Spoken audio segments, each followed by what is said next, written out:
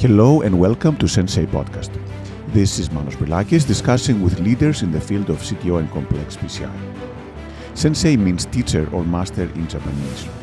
The goal of the Sensei podcast is to help you learn and improve in CTO and complex PCI so that you can become the best that you can be and offer your patients the best possible results.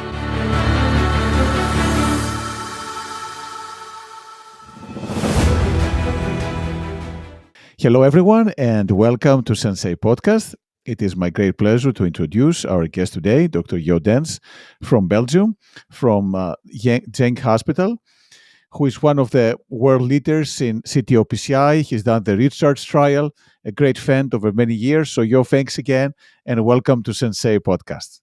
It's a pleasure for me, Manos, to be with you tonight. So, Jo, tell us a little bit about your career, how you got involved into PCI and complex PCI, and you decided to become a CTO operator.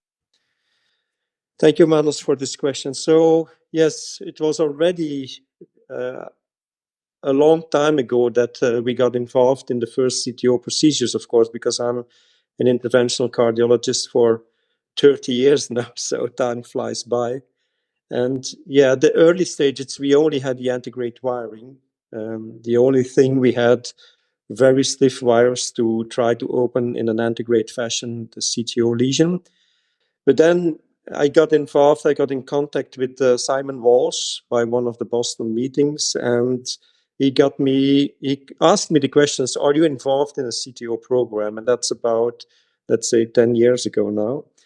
And then I gradually joined these people who were really experts already, or starting a lot of their expertise at that time with antegrade dissection reentry techniques and retrograde techniques. So my career was a bit strange in a way that I first got acquainted with antegrade dissection reentry when we failed antegrade wiring, and at the third stage actually did the retrograde procedure. So this is a bit a strange way to go, because most of the people, of course, first apply antegrade and retrograde techniques and then get involved into antegrade dissection techniques. So it was a bit the way around, but it worked well, I think. And at what stage were you when you started doing that? Were you already doing a lot of PCIs? And why did you actually want to learn the ADR and those techniques? Yeah. So I did every year about 500 PCIs. So that's a quite high volume load, I think, for especially in the US, I think. And yeah, there is that challenge, that extra challenge. So once you are involved in this field and you do a lot of PCIs, of course, you also want to have a challenge. And the challenges during my career were, first of all, the bifurcation lesions, to get acquainted with the different techniques there. Then came left main, and then there was that unexplored field of CTO, where we in early days only had that antegrade approach, but then came all those new techniques. It was a challenge, and that was nice. This challenge, I liked it because it's a kind of sport to try to open actually a difficult or a complex CTO. And that makes, at the end, yeah, it's complex. You are really into the procedure, and that challenge, when it's successful, of course, it makes you happy, actually. Wonderful. And how difficult was it? As you know, you're a very high operator, high volume, done a lot of cases, and there are some different steps, right, involved in doing the CTO techniques. How easy or difficult was it to understand those techniques and try to implement them? Yeah, so we can divide it in those techniques which are within our comfort zone. So antegrade wiring is within the comfort zone of anyone. You just have to add a microcatheter, and for safety reasons and efficacy reasons, you add a dual injection. So that's actually a low threshold to do that in that fashion. So if you want to get your first steps and your first success will increase a lot once you use the dual injection technique, because then you know where you have to go for, and you add the microcatheter as that additional tool. And of course, you need to get acquainted a bit with the different wires. That's, I think, the first main step every one of us had to take. The other techniques, okay, to be honest, for ADR, so that was at the very early years, I think, of Stingray, still with Stingray Wire and Crossboss. I got teachers at my hospital. So James Pratt, Simon Walsh, and Coleman Hanratty came over to our hospital, and those people explained me how we should proceed. And I also visited them in Belfast, and this was a nice thing to learn about. So that step, actually, I needed to have the help of people who were already at a further stage at that time. For the retrograde procedures, actually, it's a microcatheter and a wire. Of course, there are uh, there are multiple steps also at the point that you have to remove your gear and be safe at that point. But actually, that is more, again, within the comfort zone of each operator. So when I go somewhere, I think for the less experienced operator, it is still a hurdle to create a dissection antegratedly because you try to avoid it in regular PCI. And once you have mastered that, so create an antegrade dissection, create a retrograde dissection, do a reverse card, a lot of possibilities are there, I think. Now, how did your colleagues help or not with getting the program going? Because again, it's a new program, I'm sure, at the time, and people may have been skeptical. How did they approach the program when you started doing these cases? Well, I think I had the luck that the head of the department allowed me to do the program. Actually, I ran the program. So the procedure I did on my own with a dedicated nurse team. So the nurses went along this history. I was not involved with a second colleague in this program because we have a limited number of operators. But at least I got the trust and the support from our cath lab members that I could perform these procedures. And of course, you need to have a bit of luck at the beginning that the procedures runs well. I think in the beginning, we have to be honest, we should not take too much risk. We have to take a risk which is acceptable for the patient and which is still within your comfort zone. Because if you push too high this risk level, then things might go wrong, and that could kill a program actually when you start your program. So I think the right environment should be there, the support of your colleagues, support of the nurses, have a dedicated team, I think, from the start. If you don't work with another colleague or another, for example, fellow, your nurses should be really helpful by building up your program. Wonderful. Now, are there some things that you found especially difficult to do, like technical things or the mindset, or what was the most difficult part of learning and starting a CTO program? Yeah, the first thing, and this is in general, I think for those who want to start the program, please keep your results in a data set because this gives you a lot of feedback. What worked, what did not work, where am I at this point in time and in the future? So I think that is very important to understand where you are, the number of complications. We have to accept there is a risk of complications. And I think you have to be honest to yourself, create a database, a data set. So I think that is a very important message. The other one is that some things are unpredictable. So you have the hybrid algorithm, we all know that, and you can apply the algorithm. It helps you. It's a kind of line that helps you and it will help you to make the procedure what we call as efficient as possible.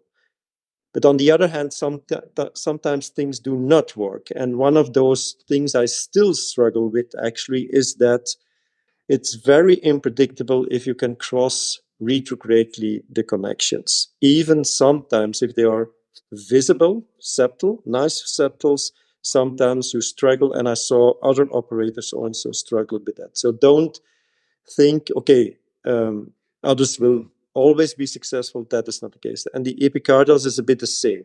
It's quite unpredictable. I've crossed during my the time I perform CTOs, I crossed epicardials of which I thought I will never cross this, but at the end we crossed it. And there are other ones where I thought, okay, I will cross this quite fast, and never did work. So crossing coming from retro and crossing connections is still unpredictable, and this is a challenge actually to go with along the procedure, because once you are in that, you feel that you cannot cross it, or you are in failure mode, then it becomes difficult to cope with the procedure, and you have to be flexible to look for other solutions. And how do you deal when things don't go well, when the cases fail, or when a complication happens? How does it affect you, and how do you deal with these situations? Yes, that's a cumbersome situation. So the first thing is, yes, we should try to avoid complications. So try to know where you are. Um, and if you take a risky step, already think about how can I solve what can happen. So I think that is important. So have the materials present in your cat lab. So that is, I think, very important. So if you want to cross complex epicardial collateral, I think you should have coils, for example, present in your cat lab close to you, that if things go wrong, that you have an easy and quick access to those things. Okay, complications, of course, I think try to solve them and rethink things. So take a bit of time. If there still are options during the procedure and you still feel comfortable, maybe you can finish it despite having one complication. If you run into two complications during the procedure, you have to think three times before you continue, because we have to realize that it's not about us, it's about the patient, and the patient has to have the benefit from the procedure. Okay, and still then, okay, it might become a failure for sure. Then we still try to convert it to an investment procedure. So we try to have some access to the distal vessel and reschedule this patient for a second attempt if he still agrees on. So that is some of the things you can consider. And at the end, if things do not work, okay, we have to accept it. We have to rethink. We have to go over the procedure again. Maybe we missed collaterals. Maybe we missed options that come up later. Or we made a mistake during the procedure, which could have been dealt in another way. So, for example, if we knuckled too early and we created a hematoma, maybe this ruined the procedure despite having a retrograde option. So you have to reconsider, rethink your procedure. And usually that helps to have that second attempt and be confident on your second attempt. That is, but yes, to be honest, I don't like failures. And I think most of us don't like failures. It's still something we have to deal with, and it keeps hanging a bit, a couple of days. But I try to reconsider the procedure and try to find other options for the patient. Wonderful. Do you feel stress? So if things start going not going well during the case, do you get stressed? Can you keep calm? How you handle that, and how have you learned to approach these situations? Yeah, I think experience makes you less stressed. So, but we have to build up that experience. So at the beginning, to be honest, yes, I was stressed. There is a stress level you have because you are in an uncomfortable position, especially when you feel that things go wrong, or that you will not have the successful outcome. Yes, to be honest, we have to learn to go along with the stress level. But once you have more experience, of course, the stress level comes down. And just by time, maybe also by getting older, we get less stressed. Maybe that's also a reason.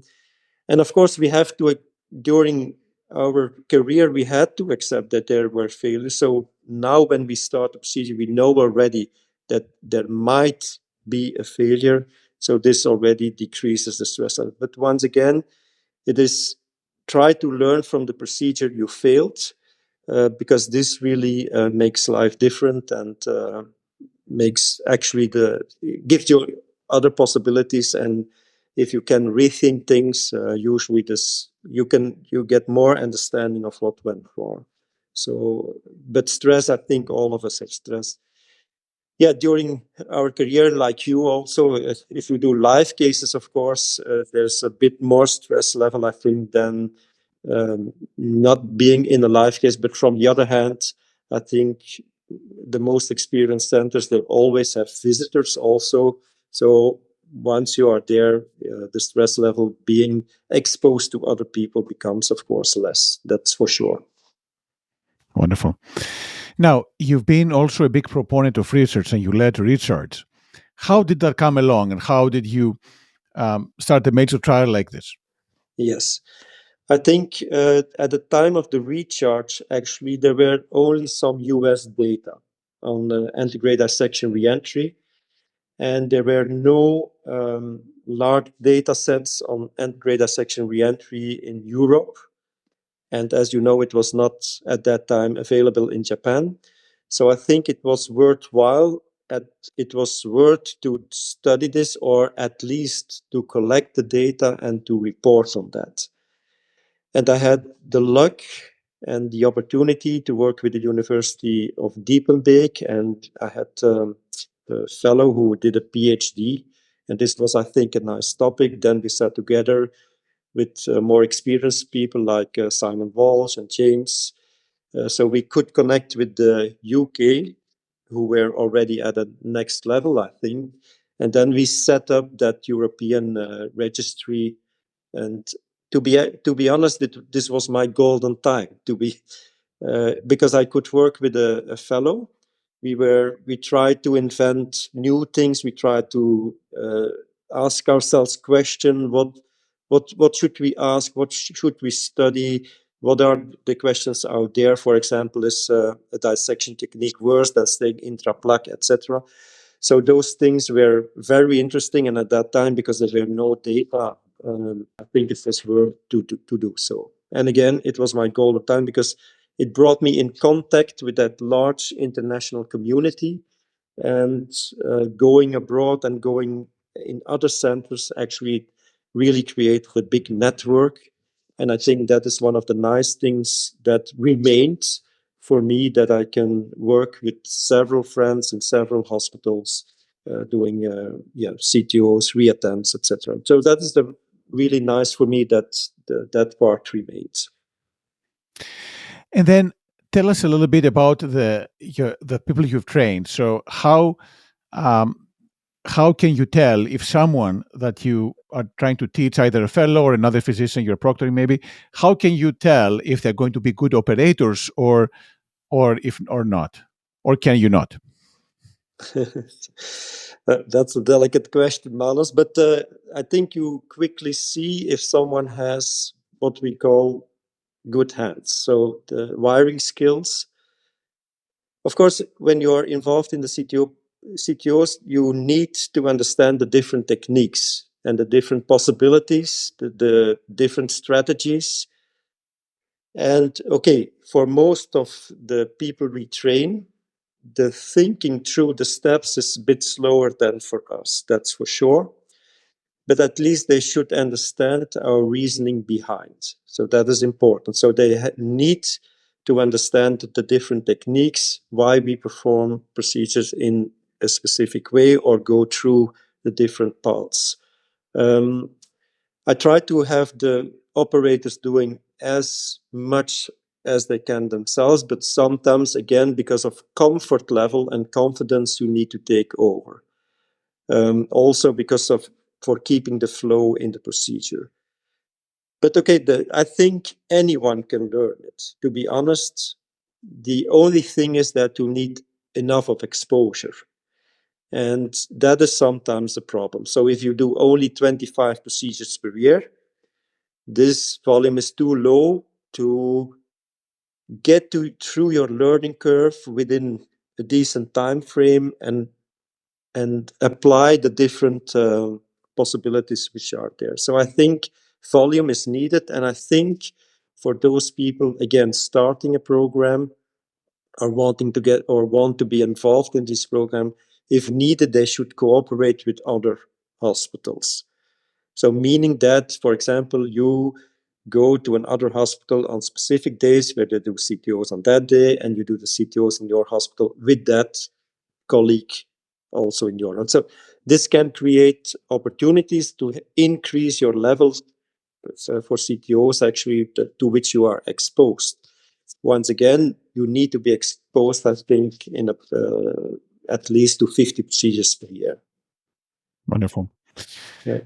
So you tell us a little bit about how you're able to keep yourself in good shape to do these complex procedures.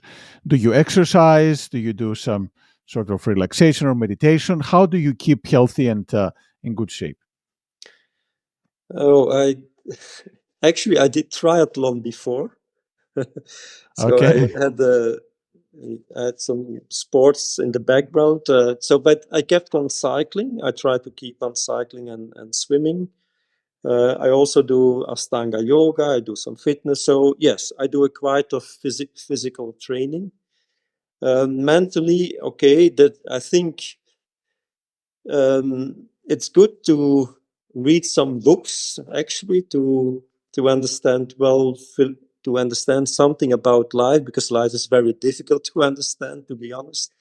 But yeah, we there other experts are, and they can guide us a bit, or they can learn us how to think about life. Or but there's no right answer there. So, but I love actually philosophy. So, for example, I'm reading now a book on how to know yourself.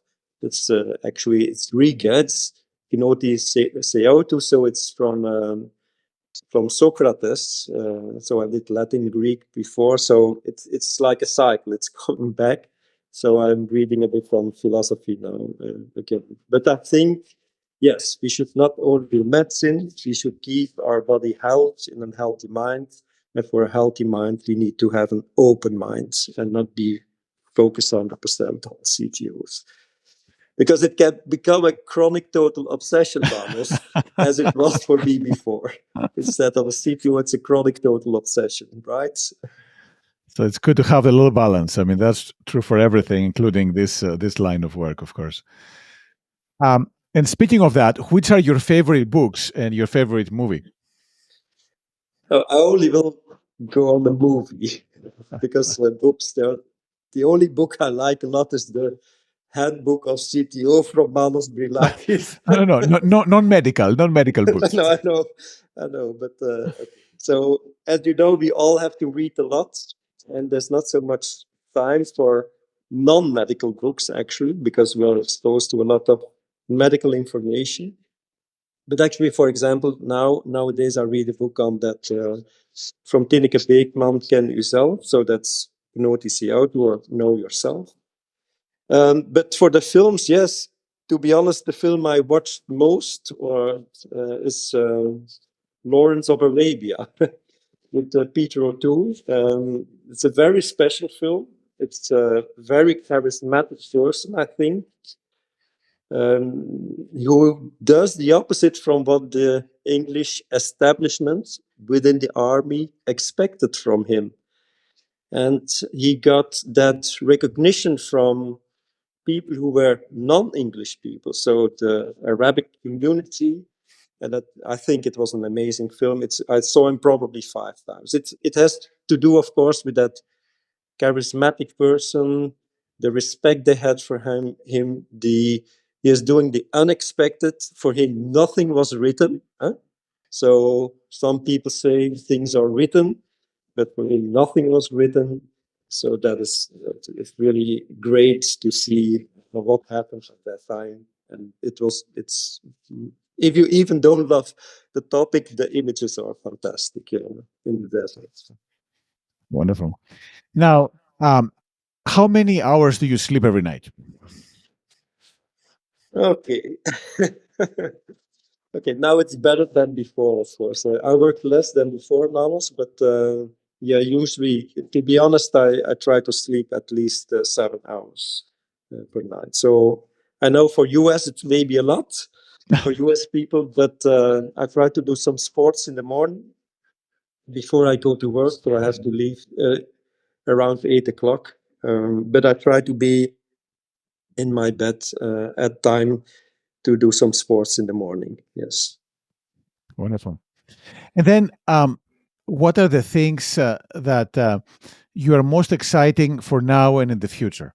Are there some areas that excite you both medically and outside medicine? Yeah, I think medicine made a lot of progress for sure during the last, even in interventional cardiology, we cannot say that we have had a standstill. For the interventional coronary community, you had the CTOs, but let's be honest, we do much more complex PCI than we did 20 years ago or 15 years ago. The materials became much better, but I have to tell that I still expect that the materials become better.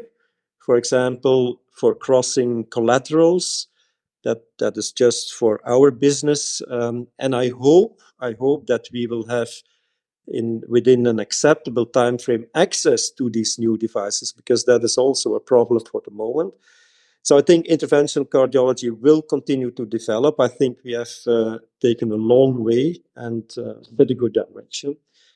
For structural, there was that huge impact of TAVI, so aortic valve replacement. We can offer actually treatment to a lot of patients who would have been refused in early days. Overall, in medicine, yes, I think cancer is still a major problem. So there's cardiovascular disease, but there's cancer, and I understand, although it's not my topic, that there are huge steps have been made there. But with all that big technology, we have to be honest, there is a lot of people suffering in our world. A lot of people do not have access to these very expensive technologies and actually need to have access to very basic things. And with that being said, I just want to put ourselves a bit with our feet on the ground that in the world, worldwide, a lot of people suffer from poverty and have no access to health systems, etc. So I think we, as a doctor, we should keep that always in mind and do our best also to support these programs. So it's not only about high-tech progress of medicine.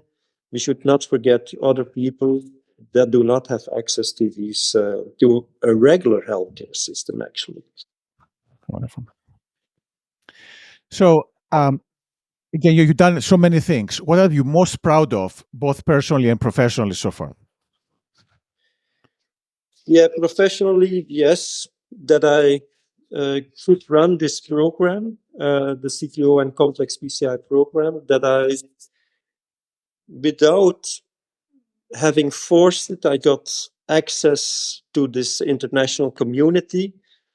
But what gives most return is actually to work with my Belgian friends and colleagues in their hospitals. So that network I told you about. So this is the biggest return for me because it shows respect. You are invited to work with them to try to solve some problems that might not have been solved before. So this is really, I think, where I'm proud of, that I'm sometimes that I'm asked to help other people in other hospitals in Belgium in my field, meaning interventional cardiology. So there I'm very proud of, to be honest. You asked another thing. So And where I'm personally, so apart from the work, what are you else are you proud of in the personal level? oh yeah, that I have a nice family, Manos. Yeah, I have a good relation with my wife and my children. So also that is very important, I think, in our life and our career. That if you are surrounded by the right people who support you, then you can achieve big things, I think. And it becomes much more difficult if you have problems outside the world. So yeah, I'm happy with that. It doesn't mean that all things go always very smooth and well. We should not think that, but I mean the we, like all people, we encounter some moments of stress and frustration, etc. But if you're in global, you're happy with how things have passed. I think at the end it's fine. Wonderful. So, if you have to give some advice for the people who are early in their career, fellows, early career interventionalists who want to do complex PCI or learn, how what are the things that you would advise them to do to be successful? Yeah. Well, the first thing is be open for advice. And this advice can come from colleagues or mentors, but also from companies. I learned a lot from companies about their devices, how we should handle them. So you have to be open minded. That's the first thing. The second thing is that you need to apply them. You don't need to apply them in a chaotic way. So try to do it structured. For example, it does not make sense that you from the start try 10 types of wires for the goal you want to go for. So do it, and and the other thing is go for it. Like Lawrence of Arabia, he went for his goal. So that is also very important. So when you have a goal, if you want to run a complex PCI program and a CTO program, try to understand what will help you to achieve your goal. Some things I mentioned already. If you have a too low number in your cat lab, try to make a network. Try to find other people and colleagues with whom you can work together. And this will get you through in a faster and efficient way to do these procedures. And this will result in support because you will have the support from other people, not only technically, but also mentally to get through this. And once again, it's the goal you have to set. Think how you will reach the goal. And I think if you might, again, you need to think out of the box and might consider to work along with other people. And the third thing is then learn the materials, listen to people, and yeah, just apply it in a structured way. I think that is the main advice I can give. Wonderful. Yo, thank you so much. Really appreciate describing us your adventure and how you became an amazing operator and how other people can follow your footsteps. Thank you so much again, and looking forward to hearing about your continued success. Thank you so much. It was a pleasure to be with you, Manos. Thank you.